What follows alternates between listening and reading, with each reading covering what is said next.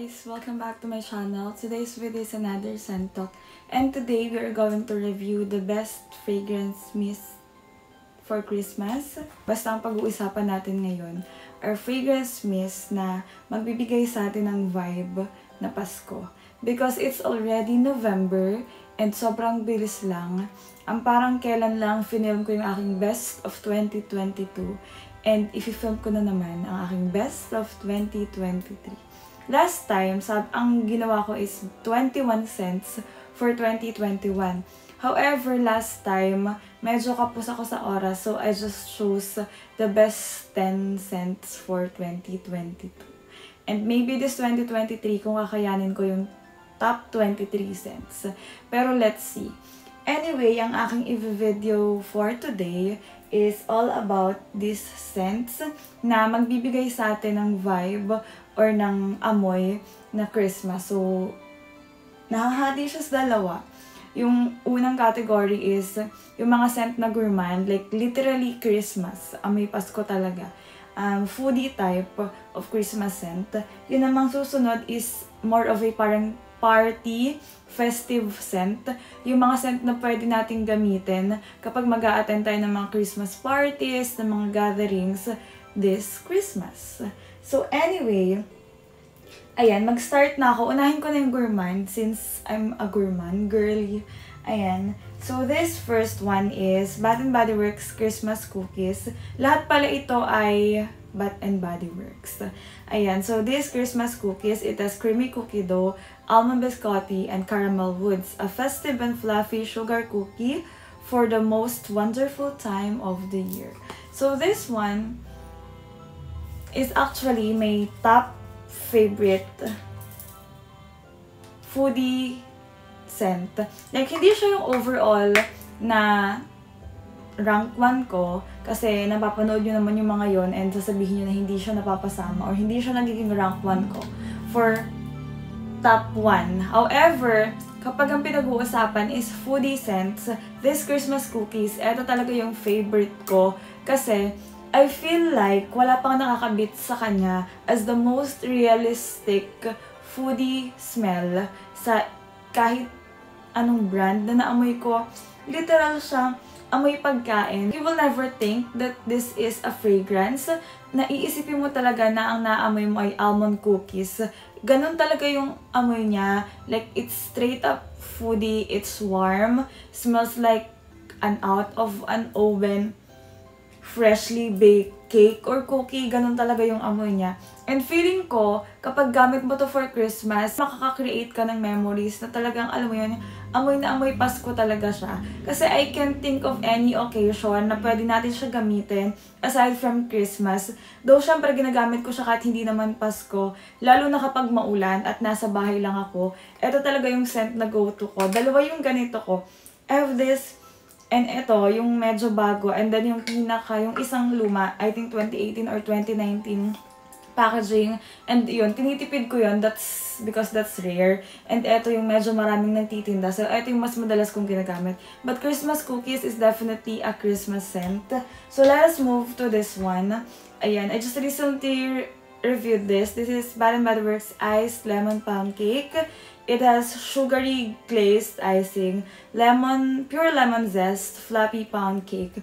This one naman, kaya ko siya isinama sa Christmassy scent because if you want a vibe of Christmas, however you are not a straight up gourmand girly or gourmand type of person, you will still like this. This is a borderline fresh, lemony, and gourmand scent. Sobrang bango din ito. And feeling ko suit siya sa Christmas since medyo malamig yung panahon natin. Actually guys, ina-eme ko lang kayo kasi magpapasko ngayon pero may init talaga, hindi talaga malamig.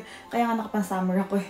However, di ba yung vibe na binibigay ng Christmas, especially sa other countries, winter sa kanila, is malamig. So feeling ko bagay or suited yung scent na to because this one smells like a warm cake on the dry down, but initially it will smell like a fresh lemon zest. Ganun yung amoy niya. Feeling ko bagay siya sa Pasko. And then, para rin yung naka-embrace sa'yo yung scent. So, if you want parang relaxing, calming scent for Christmas. Ito yung masasuggest ko sa inyo. Especially yung, alam niyo, parang mga time na doon tayo sa bahay with our families, mga kapatid nyo, or mga pinsan nyo, nagbabanding kayo. Parang ganong vibe yung nabibigay niya. Next one is this. Oh my god, I forgot. Nahanapin yung kanyang notes. But this is Vanilla Bean Noel. Ayan, the classic Vanilla Bean Noel.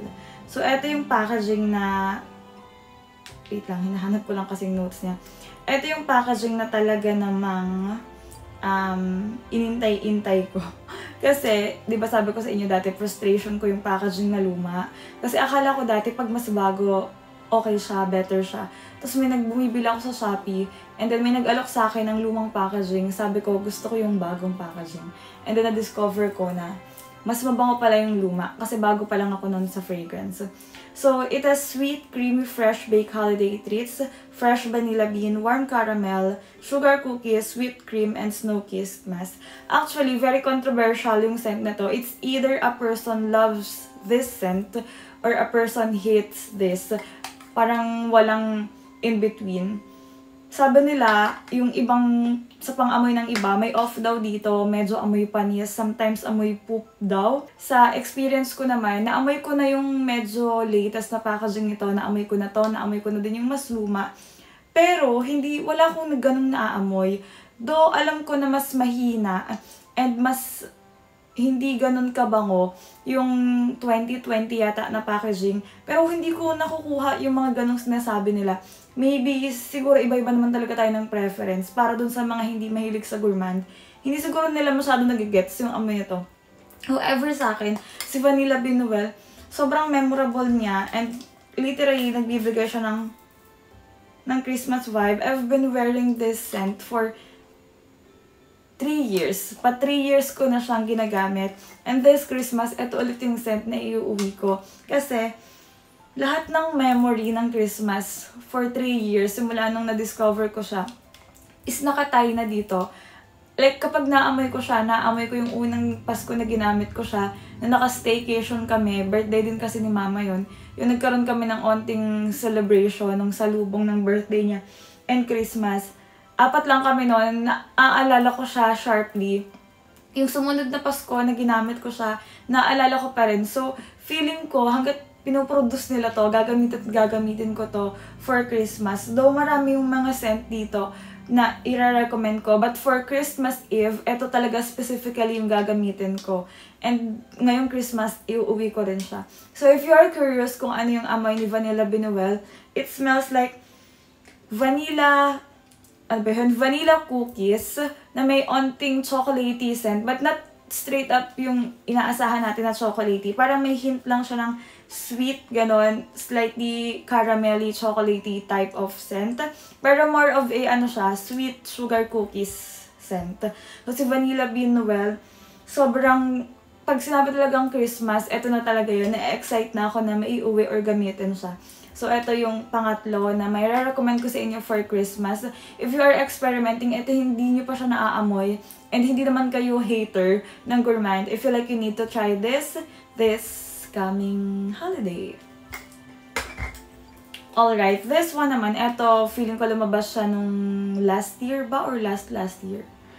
Feeling ko last year. This Bath & Body Works Fireside Flurries. So, it has notes of toasted marshmallow, pink lavender, cashmere woods. Lay away the day and nestle up at night into a magical winter wonderland. So, from the packaging itself, mahulaan natin that's medyo siya, leaning to Christmas or winter. This Fireside Flurries, may mga kasamahan siya sa collection na inilabas and puro Christmassy or wintry scent sila.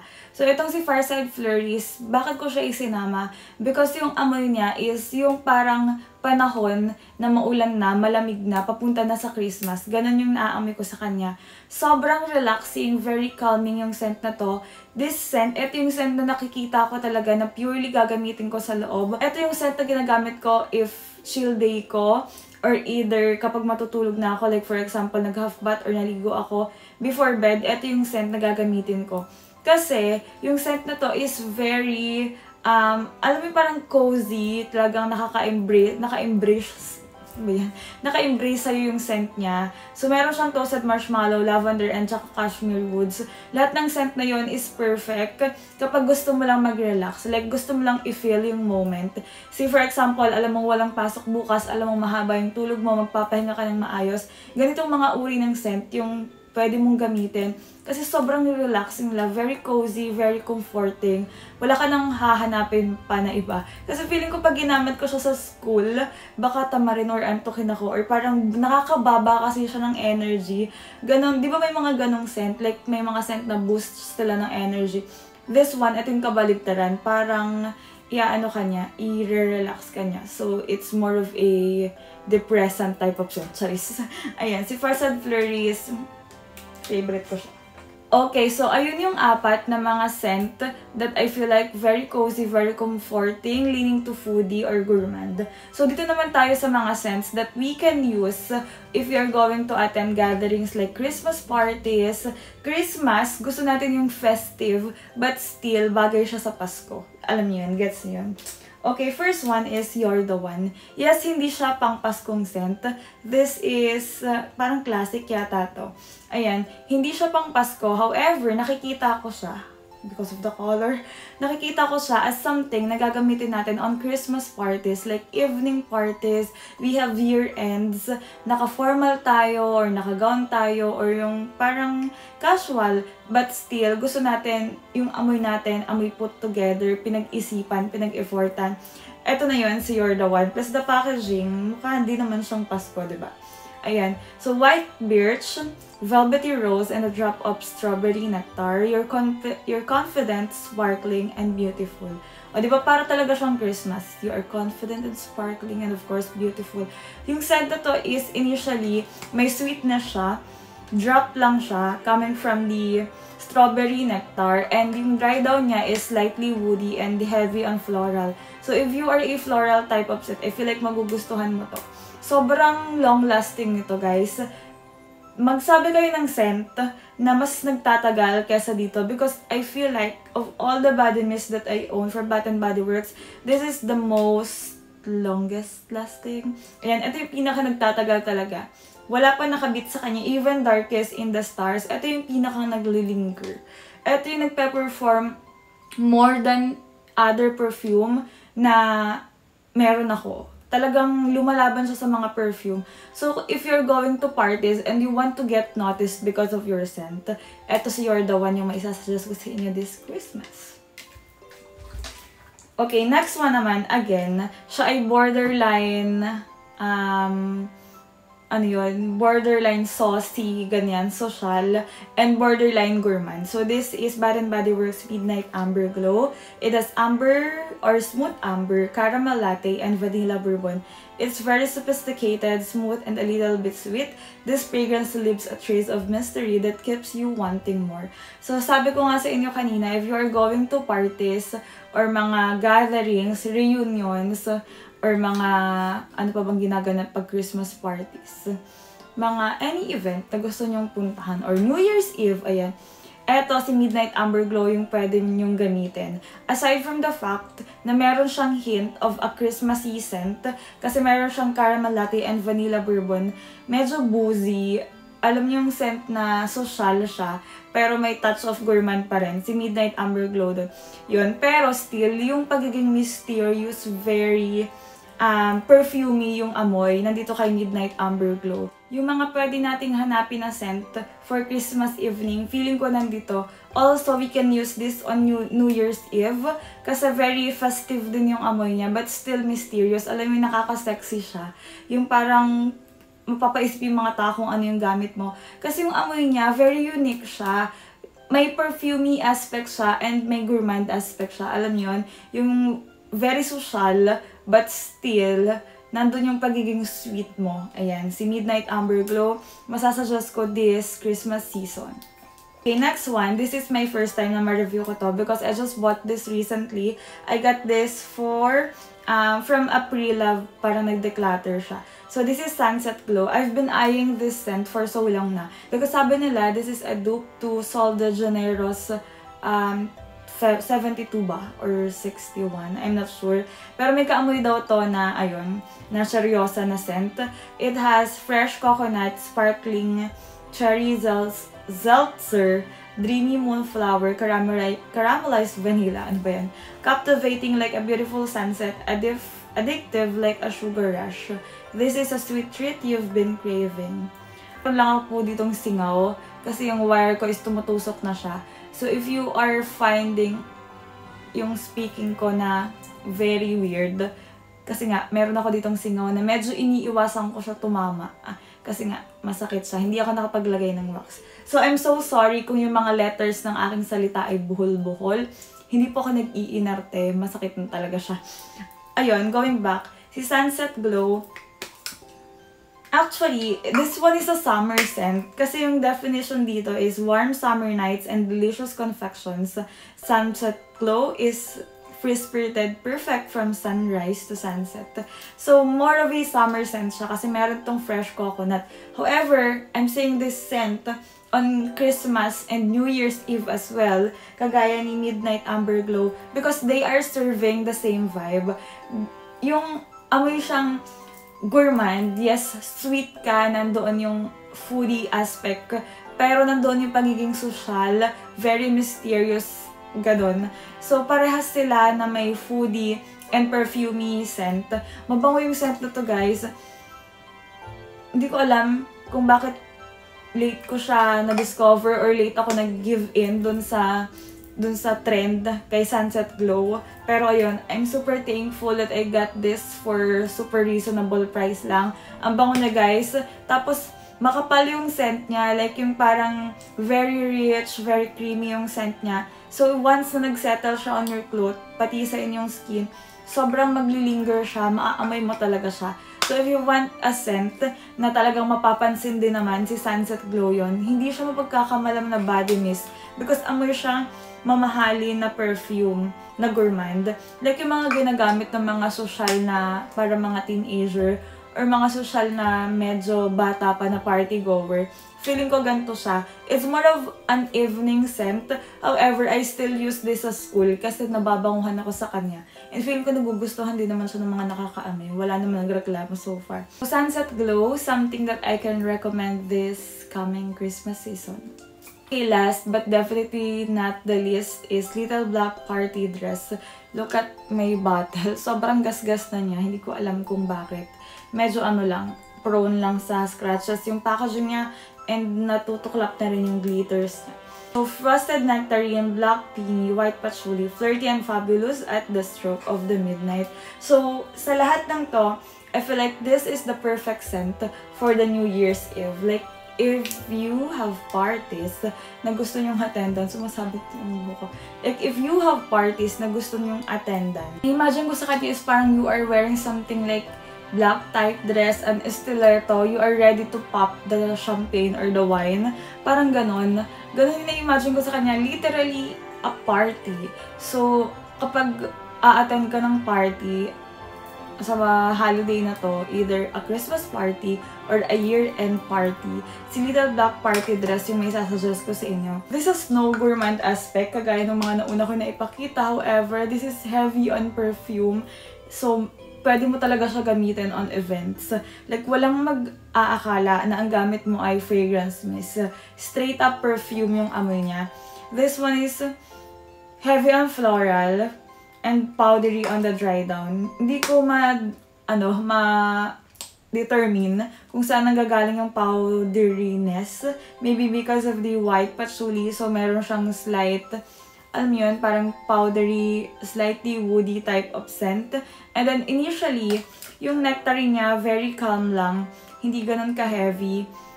More of a floral, powdery scent. Etong si Little Black Party Dress. So, hindi siya amoy tita. Hindi ako mahilig sa dry floral scent, but this one I'm enjoying. So, ginagamit ko siya kapag medyo formal yung suot ko, or I want to attend events, or I just want to feel parang extra during that day. So, ito yung sinusuot ko, si Little Black Party Dress.